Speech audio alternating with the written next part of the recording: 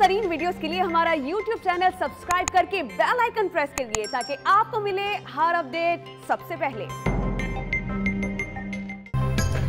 अस्सलामुअलैकुम, आप देख रहे हैं डॉन न्यूज। मैं हूं शुमाइला अरशद। हेडलाइंस आप जान चुके हैं, बुलेटिन का बाकायदा आगाज करेंगे। खबर यह है कि कराची, थर और बालाई सिंध के कुछ शहरों में आज शाम और रात गरज चमक के साथ बारिश का इम्कान है।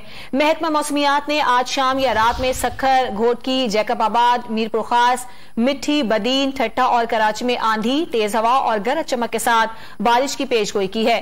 बारिश का यह सिलसिला जुम्मे तक जारी रह सकता है।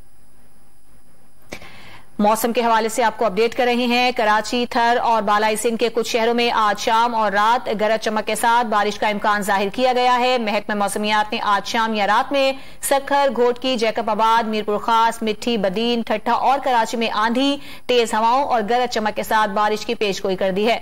बारिश का यह सिलसिला जुम्मे तक जारी रह सकता है।